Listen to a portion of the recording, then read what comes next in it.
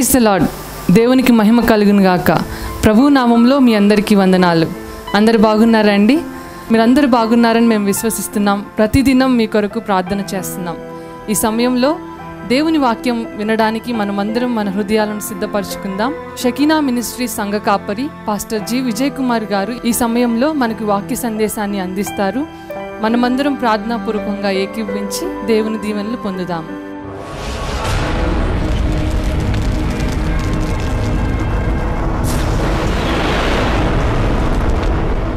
హెబ్రీయులకు రాసిన పత్రికలో 11వ అధ్యాయం 6వ వచనం చూడండి దయచేసి. విశ్వాసము లేకుండా దేవునికి ఇష్టుడై ఉండుట అసాధ్యము. దేవునికి ఇష్టులై ఉండుట అసాధ్యము. విశ్వాసము లేకుండా దేవునికి ఇష్టుడై ఉండుట అసాధ్యం. దేవుని యొద్దకు వచ్చేవాడు ఆయన ఉన్నాడనియు తన్ను వెదకువారికి ఫలము దయచేయువాడనియు నమ్మవలెను కదా. విశ్వాసము లేకుండా దేవునికి ఇష్టుడై ఉండుట అసాధ్యం. మనందరం ఏం కలిగి ఉండాలంటండి? విశ్వాసం కలిగి ఉండాలి. విశ్వాసము లేకపోతే మనం దేవునికి ఇష్టలుగా ఉండమంటాడు. దేవుడు ఉన్నాడని మనం నమ్మాలి. దేవుణ్ణి మనం ఎంత నమ్ముచున్నామో, ఇశ్రాయేలీయులందరూ కూడాను ఐగుప్తు దేశములో వెట్టి చాకిరిలో ఉంటే దేవుడు మోషేను పంపించి వారిని విడిపించి ఐగుప్తు దేశంలో నుండి పాలు తేనెలు ప్రవహించే కనాను దేశానికి వారిని నడిపిస్తూ ఉన్నాడు. ఈ నడిచే క్రమంలో ఐగుప్తు దేశంలో వారు ఏం చేశారు? మట్టి పిసికి ఇటుకలు తయారు చేశారు. ఇప్పుడు ఆ మట్టి పని దేవుడు తొలగించేశాడు. వారు బయలుదేరారు. ఎలా బయలుదేరారు? ఐగుప్తీయుల దగ్గర ఉన్నటువంటి బంగారం కూడా తీసుకొని బయలుదేరారు. ఎందుకంటే వాళ్ళందరూ వచ్చి మా బంగారం మీకు ఇస్తున్నాం, మా వెండి మీకు ఇస్తున్నాం, మీరు ముందు ఇక్కడ నుంచి ఖాళీ చేసి మా దేశాన్ని విడిచిపెట్టేసి వెళ్ళిపోండి. బంగారం ఇచ్చారు, వెండి ఇచ్చారు. ఇంతవరకు వాళ్ళు బంగారం పెట్టుకుంటే వీళ్ళు చూశారు, కానీ ఇప్పుడు బంగారం వీళ్ళే పెట్టుకున్నారు. దేవునికి మహిమ కలుగును గాక. అసలు ఎక్కడ పెట్టుకోవాలి అక్క, ఇది ఎక్కడ పెట్టుకోవాలి అది అర్థం కావట్లా. వాళ్ళు ఇచ్చినవి ఏమిచ్చారు? మామూలు ఇచ్చారా? నెక్లెస్లే ఇచ్చారా? వంకీలే ఇచ్చారా? ఇంకా వడ్రానాలు ఇచ్చారా? హారాలే ఇచ్చారా? బేరం ఏమన్నా? ఏమన్నా బేరం ఉందా? ఏ బేరం లేకుండా అన్ని హారాలని వచ్చినాయి. దేవునికి స్తోత్రం. ఇప్పుడు ఎక్కడ పెట్టుకోవాలి అర్థం కావట్లా. ముక్కికే ఇచ్చారా? ముఖానికే ఇచ్చారా? చెవులకే ఇచ్చారా? ఇవన్నీ పెట్టుకొని వీళ్ళు బయలుదేరేసరికి ఆకలైంది. బంగారం తింటారా? ఆకలేంది. మోషే మాకు ఆకలి అవుతుందయ్యా. ప్రభా, ఎంతమంది ప్రజలకు ఈ ఆహారం, ఏ ఆహారం ఎవరివ్వగలరు ఆయన?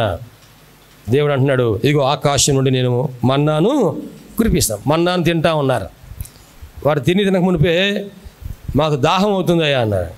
ప్రభా, ఇంతమంది ప్రజలకు దాహం, నీళ్ళు ఎక్కడి నుంచి తీసుకురాగలం? బండలో నుంచి నీళ్ళు వచ్చినాయి.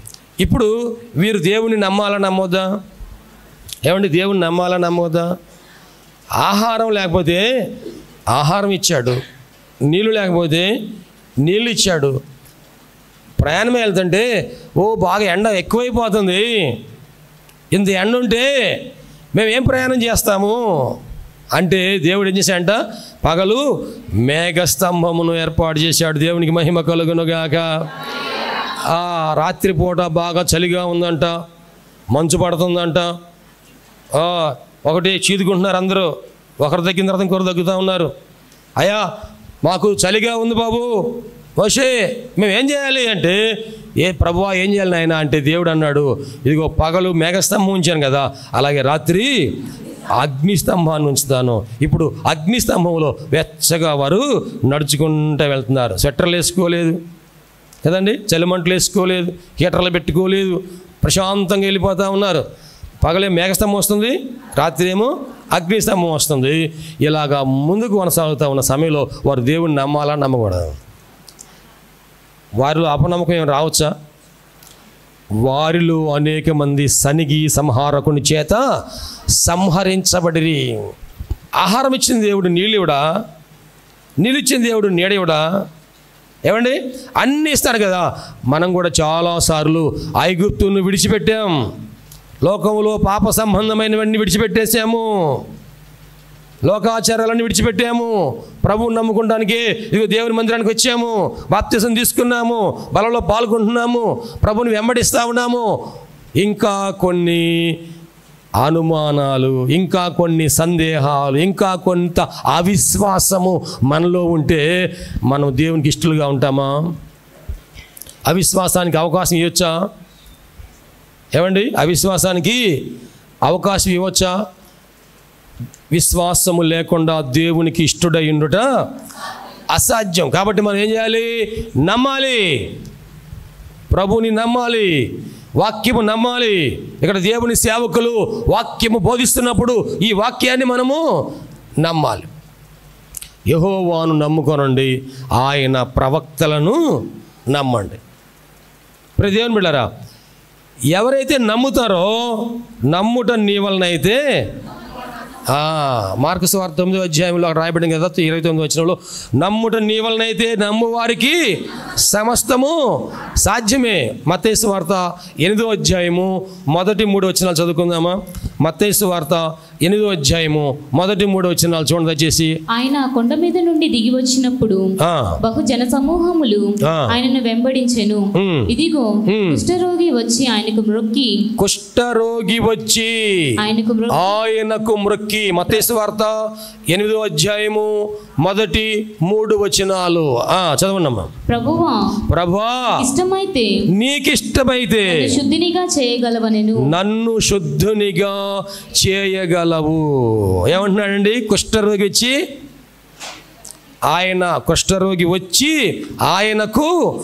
మ్రొక్కి అని రాయబడింది. ఏమండి, యేసయ్యకి ఏం చేస్తున్నాడంట? మ్రొక్కెను అంటే అర్థం ఏంటి? ఆయన ఎదుట సాగిలపడ్డాడు. దేవునికి స్తోత్రం, హల్లెలూయా. ఇప్పుడు ఆయన ఎదుట మ్రొక్కాడు అంటే, సాగిలపడ్డాడు అంటే అర్థం ఏమిటంటే, ప్రభువా ఇదిగో నేను నా జీవితంలో అంతా కూడా కోల్పోయానయ్యా. ఈ కుష్ఠరోగం రాకమునుపు నేను ఎంతో అనుకున్నాను, కానీ ఇప్పుడు నాకు తెలిసింది నేను ఇంత అని.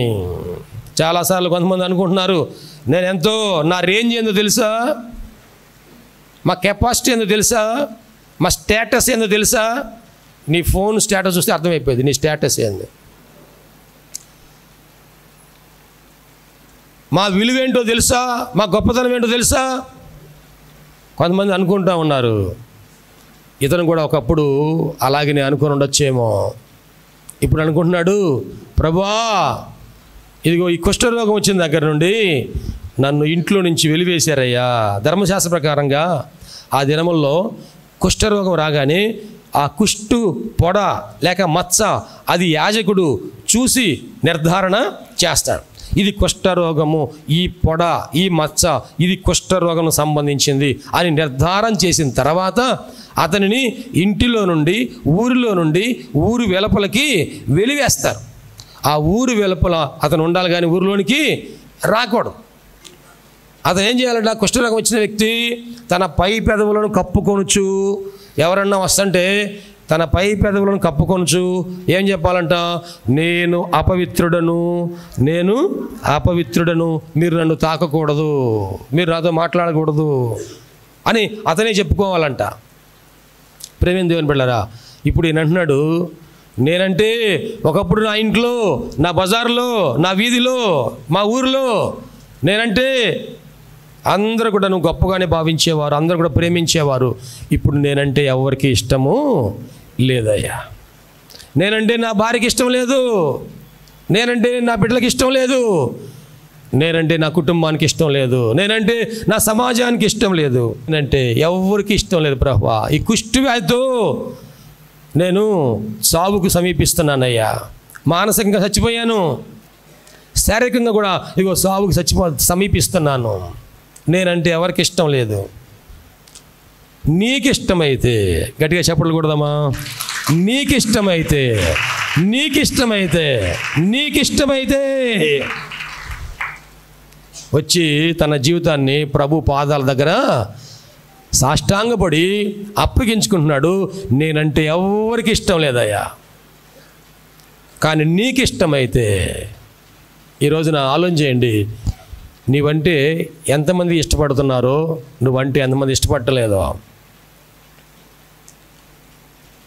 నీకు అన్నీ ఉన్నప్పుడు అందరూ ఇష్టపడ్డారు, కానీ ఆరోగ్యం పోయింది, నువ్వు ఇంట్లో ఉండడానికి అవకాశం లేకపోయింది, సమాజంలో ఉండడానికి అవకాశం లేకపోయింది, ఊరిలో ఉండడానికి అవకాశం లేకపోయింది, ఊరి బయటికి వచ్చేసారు. కరోనా వచ్చినప్పుడు కూడా మనం అందరం చాలా ఇటువంటి పరిస్థితులు ఎదుర్కొన్నాం, అవునా కదా? Yes or no? ఫస్ట్లో అయితే కరోనా రాగానే 108 వెహికల్ వచ్చేది. ఆ వెహికల్ రాగానే దాంట్లోకి ఎక్కించుకొని తీసుకొని పోయేవారు హాస్పిటల్కి, లేకపోతే క్వారంటైన్ సెంటర్కి తీసుకొని పోయేవారు. నేనంటే ఎవరికి ఇష్టం లేదు ప్రభువా, నీకు ఇష్టమైతే నన్ను శుద్ధునిగా చేయమయ్యా, నీకు ఇష్టమైతే. అప్పుడు యేసు ప్రభు వారు ఏమన్నారంట? అందుకు ఆయన చేయి చాపి వాని ముట్టి ఏమన్నా అండి? నాకు ఇష్టమే. గట్టిగా చెప్పకూడదు, దేవునికి మహిమ చెల్లిద్దామా? యేసు ప్రభు వారు అంటున్నారు, నాకు ఇష్టమే, నా కుమారుడా నాకు ఇష్టమే, నా కుమార్తె నాకు ఇష్టమే. ఒకవేళ ఈ రోజున నువ్వు ఇలా అనుకుంటున్నావేమో, ప్రభువా నేనంటే ఇంట్లో ఎవరు ఇష్టపడలేదు నాయనా, ఒకవేళ నీకు ఇష్టమైతే నన్ను బాగు చేయ ప్రభువా, నీకు ఇష్టమైతే నన్ను ఆశీర్వదించాయా, నీకు ఇష్టమైతే నా కన్నీళ్ళు తుడు ప్రభువా, నీకు ఇష్టమైతే నన్ను జ్ఞాపకం చేసుకో. ఒక తల్లి వచ్చింది, పాస్టర్ గారండి ప్రార్థన చేయండి అండి. ఏంటమ్మా, దేనికోసం అమ్మా అంటే, ఆ తల్లి అంది, ఈరోజు నా కుమారుడు పెళ్లి జరుగుతుందండి, అందుకోసం ప్రార్థన చేయండి. అదేందమ్మా, నీ కుమారుడు పెళ్లి జరుగుతుంటే నువ్వు ఇక్కడికి వచ్చావేంటి మందిరానికి? ఆ తల్లి కన్నీటితో చెబుతుంది, నా భర్త ఒక పరాయి స్త్రీతో అతను గడుపుతూ ఇప్పుడు నా పిల్లలను కూడా నాకు దూరం చేశాడు. మీ అమ్మ దగ్గర ఏముందిరా, నా దగ్గరికి రండి, నేను మీకు డబ్బులు ఇస్తాను, నేను మీకు పెళ్లి చేస్తాను, నేను మీకు ఒక జీవనోపాధిని కల్పిస్తాను. ఎప్పుడైతే భర్త ప్రేమకు దూరం అయిపోయిందో ఈమె మానసికంగా కృంగిపోయింది, ఒక మెంటల్ పేషెంట్లా తయారైపోయింది. ఆమె అంటుంది, నేనంటే ఇప్పుడు నా భర్తకి ఇష్టం లేదండి, వివాహం చేసుకున్నప్పుడు నా భర్తకి ఇష్టమే, చేసుకున్నాడు, 2 పిల్లలు పుట్టారు, ఆ పిల్లలు ఇప్పుడు పెళ్ళిడికి వచ్చారు, ఇప్పుడు నా భర్తకు నేనంటే ఇష్టం లేదు, ఇప్పుడు నా పిల్లలకు కూడా నేనంటే ఇష్టం లేదండి, ఎందుకంటే నేను ఏమీ చేయలేని స్థితిలో ఉన్నాను, నా బిడ్డలని పోషించలేను, నా బిడ్డలకి నేను వివాహం చేయలేను, నా బిడ్డలకి నేను ఏమీ చేయలేని పరిస్థితిలో ఉన్నాను, నేను నా బిడ్డలకు ఇష్టమైన జీవితం లేని పరిస్థితిలో ఉన్నాను. ఆలోచించండి, కొన్ని కుటుంబాల్లో ఎవరికి చెప్పుకోలేని విషయము, ఎవరికి చెప్పుకోలేని సమస్యలు, కృంగిపోతూ ఏమనుకుంటున్నారంటే, ప్రభువా నేను ఎవరికి ఇష్టం లేదయ్యా, నీకు ఇష్టమైతే, నీకు ఇష్టమైతే. కొంతమంది తల్లు అంటారు, పాస్టర్ గారండి పిల్లల మొహం చూసి కాపురం చేసుకోవాల్సి వస్తుంది, పిల్లల మొహం చూసి కాపురం చేసుకోవాల్సి వస్తుంది. కొంతమంది తండ్రులు అంటారు, పాస్టర్ గారండి ఇదిగో పిల్లల మొహం చూసి కాపురం చేసుకోవాల్సి వస్తుంది, మా కుటుంబం ఇలాగా పరిస్థితి చితికిపోయిన పరిస్థితిలో ఉంది, బయటికి ఎవరికి మేము చెప్పుకోలేని పరిస్థితిలో ఉన్నాం. ప్రభువా నీకిష్టమైతే ఈ రోజున మనం దేవునికి ఇష్టంగా ఉండాలని అందరూ కోరుకుంటున్నాం. ఆయనకి ఇష్టమా కాదా అని సందేహపడుతూ ఉన్నాము. కుష్టు వ్యాధిగ్రస్తుని కూడాను యేసయ్య ఏమంటున్నా అంటే, నీ భార్య ఇష్టపడకపోయినా, నీ భర్త ఇష్టపడకపోయినా, నీ పిల్లలు నీ కన్న బిడ్డలు ఇష్టపడకపోయినా, నీ తోబుట్టువులు ఇష్టపడకపోయినా, నీ కులస్తులు, నీ మతస్థులు, నీ గ్రామస్తులు, నీ సమాజము నిన్ను ఇష్టపడకపోయినా సరే, నువ్వంటే నాకు ఇష్టము. దేవునికి స్తోత్రం. నువ్వంటే నాకు ఇష్టము, నువ్వంటే నాకు ఇష్టము. హల్లెలూయా. దేవుని సన్నిధిలో ఈ మాట వినగానే కుష్ఠరోగి వ్యాధిగ్రస్తుడు అసలు కుష్ఠ వ్యాధి ఏమైందో కానీ, ప్రభువా నీవు చెప్పిన మాటను బట్టి ఆయన ప్రాణము తెప్పరిల్లింది. ఇంతవరకు ఎవరు నువ్వంటే నాకు ఇష్టమని చెప్పలేదయ్యా, ఇప్పుడు నువ్వంటే నాకు ఇష్టమని నువ్వు చెబుతున్నావు. నీకు వందనాలు ప్రభువా, స్తోత్రం. హల్లెలూయా. ఇందాక ఒక పాట పాడారు, ఏంది? తార వెలిసింది ఆ నింగిలో. అంటే ఆ నక్షత్రం కనబడగానే జ్ఞానుల హృదయం ఆనందంతో నిండిందంట. దేవునికి మహిమ కలుగును గాక. ఎందుకంటే మాకు ఒక దారి చూపించే నక్షత్రం వచ్చింది. ఎక్కడికి దారి చూపిస్తుంది నక్షత్రం? లోకరక్షకుడు ఉన్న స్థలానికి. దేవునికి మహిమ కలుగును గాక. తార వెలిసింది అంటే స్టారు. మరి క్రిస్మస్ సందర్భంగా మనందరం స్టార్ పెట్టామా పెట్టలేదా? ఆ స్టార్ కొనడానికి షాప్కి వెళ్తే అక్కడ ఒక రకం కాదయ్యా, ఎన్ని రకాలు స్టార్లు ఉన్నాయి. మనకి ఏది ఇష్టము దానికోసం చూసి ఈ షాపులో కాదు ఇంకో షాపులోకి వెళ్దాం. ఈ స్టార్ కొనాలంటే ఈ షాప్ కాదు ఇంకో షాపులోకి వెళ్దాం, ఇంకో షాపులోకి వెళ్దాం. బాగాలేదు. ఈ స్టార్లో ఏముండాలి? ఇది పగలు చూసినా కనబడాలి, నైట్ చూసినా కనబడాలి. మళ్ళీ రేపు వచ్చి ఆదివారం వద్దాంలే, మళ్ళీ వచ్చి ఆదివారం వచ్చి మళ్ళీ చూసి మళ్ళా ఇది బాగాలేదు, మళ్ళీ వచ్చి ఆదివారం వచ్చి మళ్ళీ చూసి ఈలోగా పండగ అంతా. అందుకని ఏదో ఒక స్టార్ పెట్టండి. దేవునికి మహిమ కలుగును గాక. ఒక స్టార్ పెట్టారంటే అర్థం ఏంటంటే, మీ ఇంటి పైన స్టార్ ఉందంటే అర్థం ఏంటి? ఇంట్లో ఎవరున్నారని. దేవునికి మహిమ కలుగును గాక. ఏ ఇంటి పైన స్టార్ ఉంటుందో ఆ ఇంట్లో యేసయ్య ఉంటాడు అని జ్ఞానులకు తెలియజేయబడింది కనుక ఆ స్టార్ వెళ్ళి, ఆ నక్షత్రం వెళ్ళి ఏ ఇంటి మీద వరకు వచ్చి ఆగిందో అక్కడ దాకా వెళ్ళారు. దేవునికి మహిమ కలుగును గాక. కొంతమంది స్టార్ పెట్టాలన్నా కూడాను సందేహం. ఒకవేళ మేము స్టార్ పెడితే అందరూ మమ్మల్ని ఏమనుకుంటారు? ఏమండి, అందరూ మమ్మల్ని ఇష్టపడతారా? వాళ్ళు స్టార్ పెట్టారంటే వాళ్ళు ఎవరు? క్రైస్తవులు. వారు యేసుప్రభువుని నమ్ముకున్నారంట, వాళ్ళు బొట్టు పెట్టుకోరంట కదండి. ఇవన్నీ ఆలోచన చేస్తారు కానీ అసలు ఇంట్లో యేసయ్య ఉన్నాడని ఆ సంగతి మాత్రం ఆలోచించారు. లోకానికి మనం చెప్పాలి, మీ ఇంటి మీద స్టార్ ఎందుకు పెట్టారంటే, మా ఇంటి మీద స్టార్ పెట్టేది ఎందుకంటే మా ఇంట్లో యేసయ్య ఉన్నాడు. దేవునికి స్తోత్రం అండి. చెప్పడమే కాదు కానీ మనం ప్రవర్తనలో చూపించాలి. దేవునికి స్తోత్రం అండి. క్రిస్మస్ అంటే మనం చెప్పడం కాదు కానీ మనము చూపించాలి. విశ్వాసం లేకుండా దేవునికి ఇష్టుడై ఉండుట అసాధ్యం. మొట్టమొదటి ఏమనుకున్నాం? యథార్థవంతులు ఆయనకు ఇష్టులు. రెండవది విశ్వాసం లేనివారు, విశ్వాసము కలిగిన వారే ఆయనకి ఇష్టులు, విశ్వాసం లేనివారు ఇష్టులు కాదు. ఇక్కడ హెబ్రీ పత్రిక 11వ అధ్యాయంలో విశ్వాసం కలిగిన వారు ఏమేమి చేశారు అంటే 33వ వచనం చూడండి దయచేసి. హెబ్రీ పత్రిక 11వ అధ్యాయం 33వ వచనం నుండి, విశ్వాసము ద్వారా రాజ్యములను జయించిరి, నీతి కార్యములను జరిగించిరి, వాగ్దానములను పొందిరి, సింహముల నోలను మూసిరి, అగ్ని బలమును చల్లార్చిరి, ఖడ్గదారును తప్పించుకొనిరి, బలహీనులుగా ఉండి బలపరచబడిరి, యుద్ధములో పరాక్రమశాలులైరి, అన్యుల సేనలను పారద్రోలిరి. చాలా ఇక్కడ గమనించండి, ఎటువంటి కార్యాలు చేశారంటే గొప్ప కార్యాలు చేశారు. మనం కూడా విశ్వాసం కలిగి ఎటువంటి కార్యాలు చేయాలంటే గొప్ప కార్యాలు చేయాలి. ప్రభు కోసము సాహస కార్యాలు చేయాలి. ప్రభు కొరకు మహిమ కార్యాలు మనం చేయాలి. విశ్వాసము ద్వారా వారు రాజ్యాలను జయించారు. దేవునికి మహిమ కలుగును గాక. యుద్ధములో విజయాలు పొందారు. మనము విశ్వాసం ద్వారా మొట్టమొదట మన ఇంట్లోనే మనం ప్రారంభించాలి, మన ఒంట్లోనే మనం ప్రారంభించాలి. విశ్వాసం ద్వారా రాజ్యం జయించడం కాదు, ముందు మన శరీరాన్ని జయించాలి. ఇప్పుడు చలికాలం వచ్చేసింది, అందులో ఈ తుఫాన్ ఒకటి తోడయింది. వాతావరణం ఎట్లా ఉంది? రాత్రి నుంచి వర్షం జల్లుపడింది. వర్షం జల్లుపడంగానే ప్రార్థనకి వెళ్ళాలా వద్దా? చర్చికి రావాలా వద్దా? విశ్వాసం ద్వారా వారు రాజ్యాలు జయించారు. మనం శరీరాన్ని జయించాలి. వర్షం పడితేనేమో చర్చికి రారాయా, చలి ఉంటేనేమో నిద్ర లేవరా. ఉదయం 7 గంటలకి ప్రార్థన కూడికంటే మనం ఎప్పుడు నిద్ర లేవాలి? ఏమండి, ఎప్పుడు బయలుదేరాలి? ఎప్పుడు రావాలి? 7 గంటలకి చర్చి అంటే ఏ టైంకి రావాలి మనకి?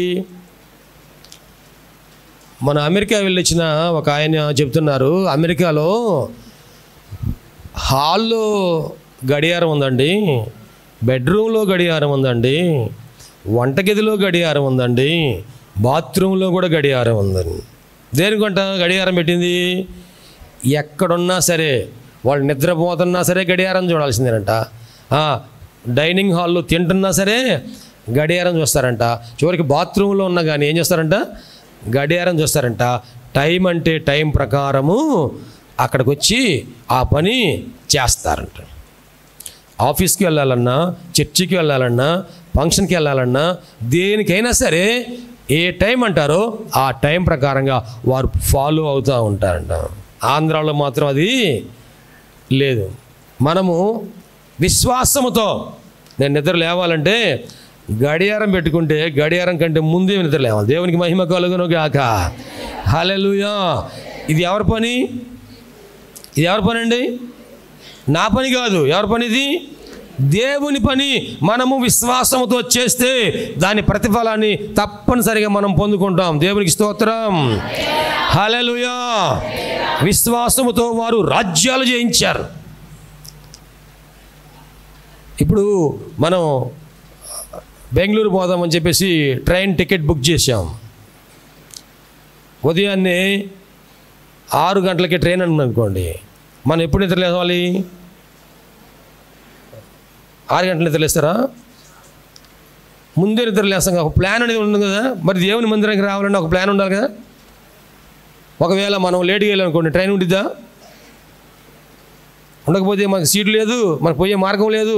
అప్పుడప్పుడు వెళ్ళాలని కానీ అవకాశము కుదరదు. మరి దేవుని బిడ్డలారా, మనం విశ్వాసముతో ప్రభు కొరకు నమ్మకంగా ముందుకు కొనసాగాలి. దేవునికి స్తోత్రం అండి. వారు 11వ అధ్యాయం, హెబ్రీ పత్రిక 11వ అధ్యాయం అంతా కూడా విశ్వాస వీరుల పట్టిక. అందులో విశ్వాస వీరులు అందరి పేర్లు రాయబడి ఉన్నాయి. హేబేలు దగ్గర నుంచి అందరి పేర్లు అక్కడ వరుసగా రాయబడి ఉన్నాయి. మనం కూడాను మన జీవితంలో ఈ క్రమం అనేది మనం నేర్చుకోవాలి.